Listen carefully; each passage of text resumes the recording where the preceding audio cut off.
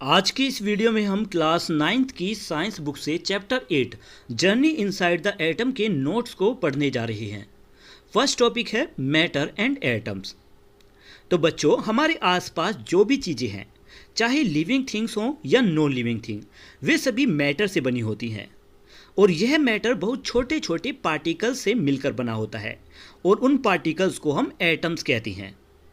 और ये एटम्स इतने छोटे होते हैं कि इन्हें नेकेड आई यानी खाली आंखों से साफ साफ नहीं देखा जा सकता। बहुत समय से साइंटिस्ट के मन में यह क्वेश्चन था कि क्या एटम सच में इंडिविजिबल हैं, यानी जिसे और छोटे भागों में ना बांटा जा सके, या इसके अंदर और भी कुछ होता है। इस क्वेश्चन का जवाब जानने के लिए साइंटिस्ट ने एटम्स की इंटरनल स्ट्रक्चर का स्टडी किया। नेक्स्ट टॉपिक है early ideas of atomic theory. लिखा है इसमें कि सबसे पहले पुराने समय के कुछ थिंकर्स ने एटम्स के बारे में अपने विचार दिए। भारत के आचार्य कनाद ने कहा कि मैटर बहुत छोटे और इंडिविजिबल पार्टिकल से बना है, जिन्हें उन्होंने परमाणु कहा।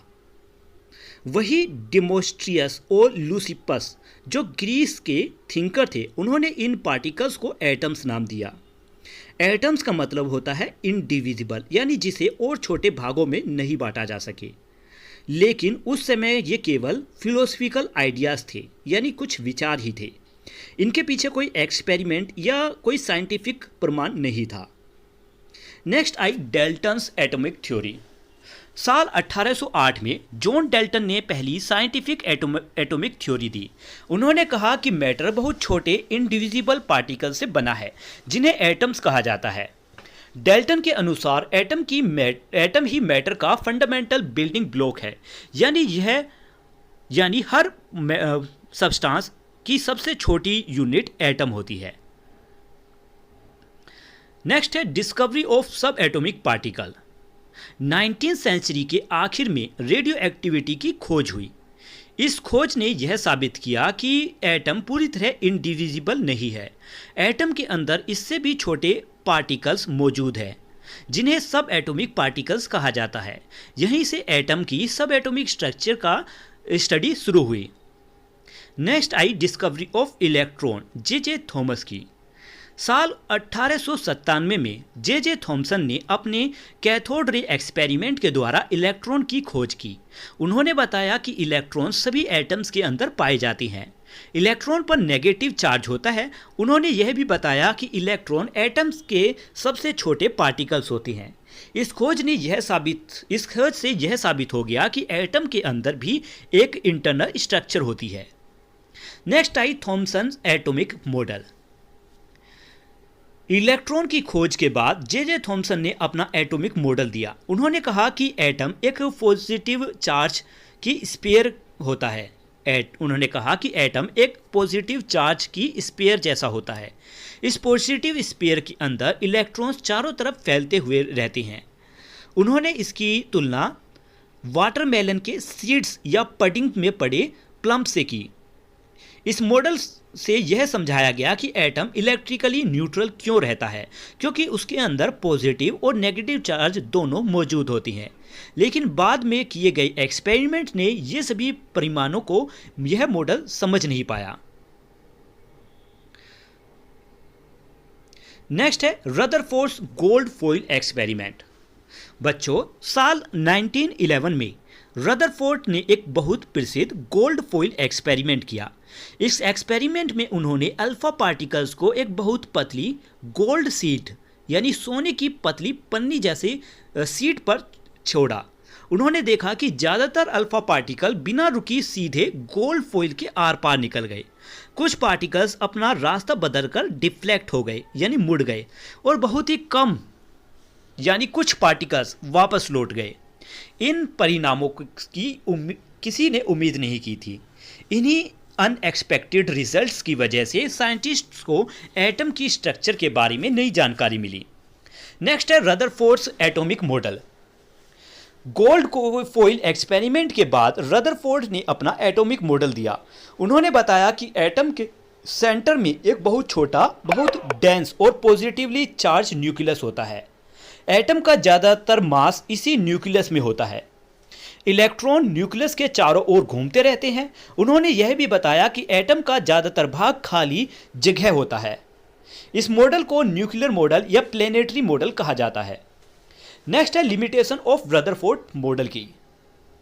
लेकिन यहां पर बताया गया है कि रदरफोर्ड के मॉडल में एक लिमिटेशन यानी कमी भी थी। यह मॉडल यह नहीं समझा सका कि न्यूक्लियस के चारों ओर घूमते हुए इलेक्ट्रॉन्स अपनी एनर्जी क्यों नहीं खोते और वे न्यूक्लियस के अंदर गिर क्यों नहीं जाते। क्लासिकल फिजिक्स के अनुसार तो एटम्स को कोलैप्स हो जाना चाहिए था, यानी ढह जाना चाहिए था, लेकिन वास्तव में एटम स्टेबल है, एक जगह स्थिर है। इसीलिए रदरफोर्ड का मॉडल पूरी तरह सही नहीं माना गया, यानी यह इनकम्प्लीट था, अधूरा था। नेक्स्ट खोज हुई प्रोटॉन की। रदरफोर्ड ने प्रोटॉन की भी खोज की। उन्होंने बताया कि प्रोटॉन एक पॉजिटिवली चार्ज पार्टिकल होता है। प्रोटॉन एटम के न्यूक्लियस के अंदर पाया जाता है। यदि किसी एटम को इलेक्ट्रिकली न्यूट्रल होना है तो उसमें प्रोटॉन की संख्या इलेक्ट्रॉन की संख्या के बराबर होनी चाहिए। नेक्स्ट आया बोर्स एटॉमिक मॉडल। साल 1913 में नील बोर्स ने अपना एटॉमिक मॉडल दिया। उन्होंने बताया कि इलेक्ट्रॉन्स न्यूक्लियस के चारों ओर फिक्स्ड सर्कुलर पाथ में घूमते हैं। इन रास्तों को एनर्जी लेवल या सेल कहा जाता है। हर सेल की अपनी डिफिनाइट एनर्जी होती है। इलेक्ट्रॉन जब इन सेल्स में घूमता है तो वह एनर्जी लूज नहीं करता। अगर इलेक्ट्रॉन ऊपरी सेल में जाना चाहता है तो उसे एनर्जी एब्जॉर्ब करनी पड़ती है, और यदि इलेक्ट्रॉन निचले सेल में आता है तो वह एनर्जी रिलीज करता है, यानी एनर्जी को छोड़ देता है। इसी वजह से एटम स्टेबल रहता है। नेक्स्ट है डिस्कवरी ऑफ न्यूट्रॉन, न्यूट्रॉन की खोज। तो साल 1932 में 1932 में जेम्स चैडविक ने न्यूट्रॉन की खोज की। उन्होंने बताया कि न्यूट्रॉन एक न्यूट्रल पार्टिकल होता है, यानी इस पर कोई चार्ज नहीं होता। न्यूट्रॉन भी एटम के न्यूक्लियस के अंदर पाया जाता है। इसका मास प्रोटॉन के मास के लगभग बराबर होता है। इस खोज से यह समझ में आया कि एटॉमिक मास केवल प्रोटॉन की वजह से नहीं होता, बल्कि उसमें न्यूट्रॉन्स का भी योगदान होता है। नेक्स्ट टॉपिक है सब एटॉमिक पार्टिकल। बच्चों, एटम के अंदर 3 प्रकार के सब एटॉमिक पार्टिकल्स होती हैं। इलेक्ट्रॉन, जिस पर नेगेटिव चार्ज होता है, सेकंड प्रोटॉन, जिस पर पॉजिटिव चार्ज होता है, और थर्ड न्यूट्रॉन, जिस पर कोई चार्ज नहीं होता। इसीलिए इसे न्यूट्रल कहा जाता है। प्रोटॉन और न्यूट्रॉन एटम के न्यूक्लियस के अंदर पाई जाती हैं, जबकि इलेक्ट्रॉन न्यूक्लियस के चारों ओर घूमते रहती हैं।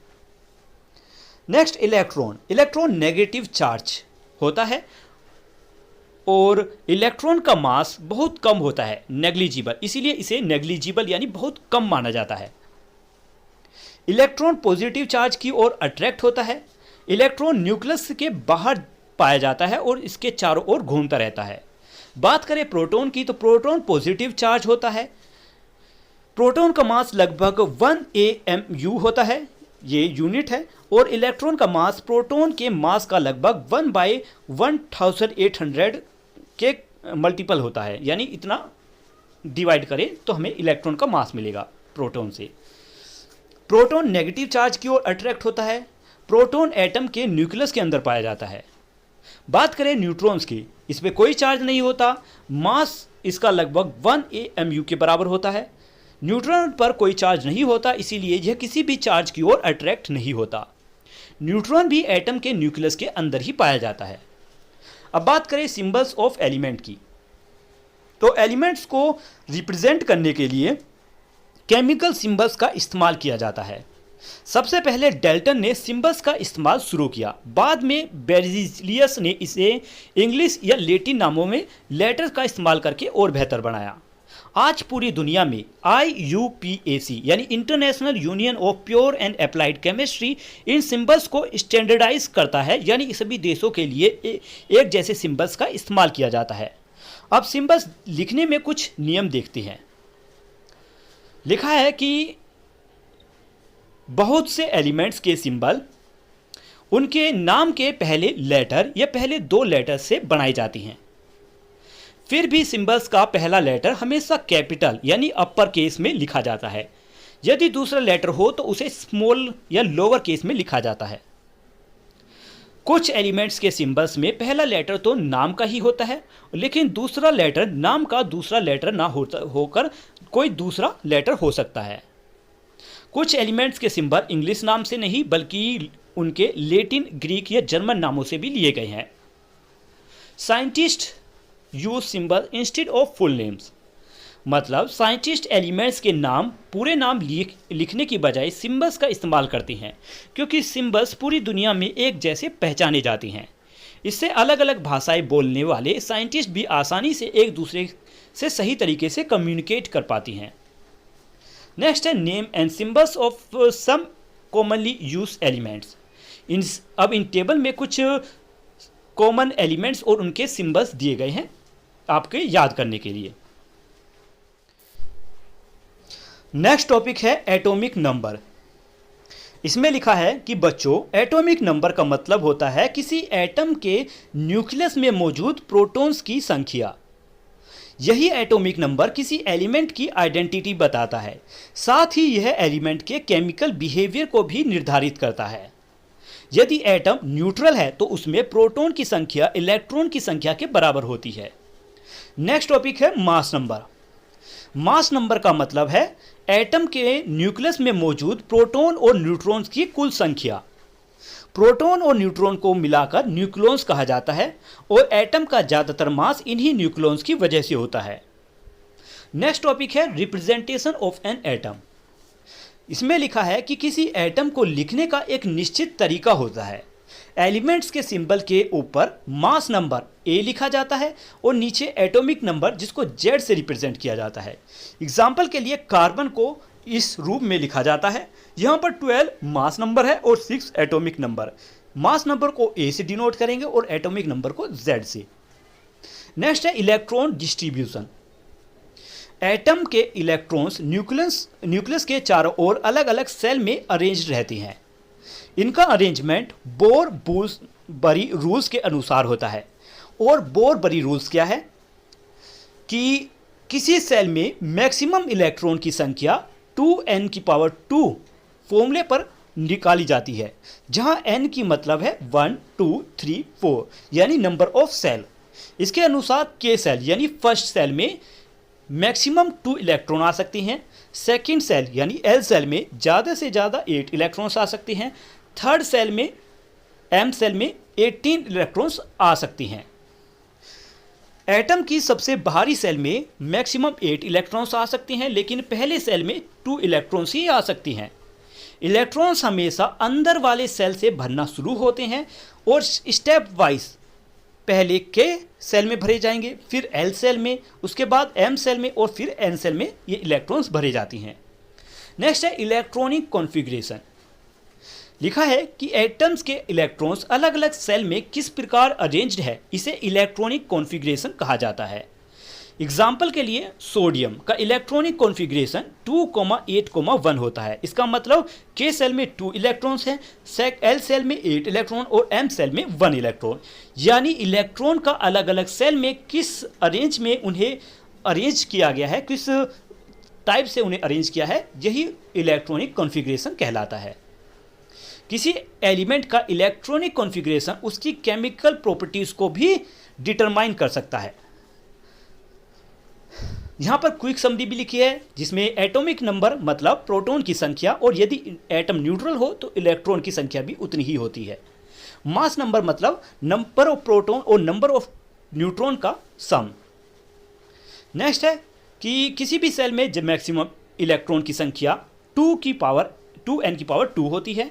और इलेक्ट्रॉनिक कॉन्फ़िगरेशन हमें बताता है कि एटम में इलेक्ट्रॉन अलग अलग सेल में किस तरीके से अरेंज किए जाते हैं। तो ये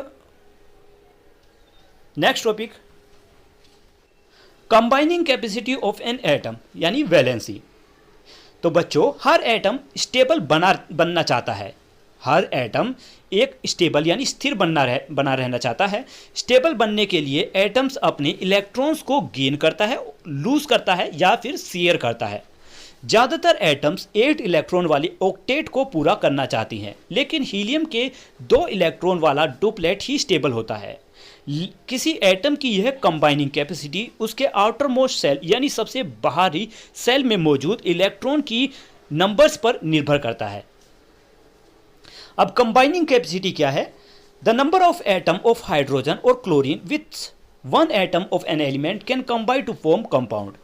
कंबाइनिंग कैपेसिटी का मतलब है किसी एलिमेंट का एक एटम हाइड्रोजन या क्लोरीन के कितने एटम के साथ मिलकर कंपाउंड बना सकता है, इसी को कंबाइनिंग कैपेसिटी कहते हैं।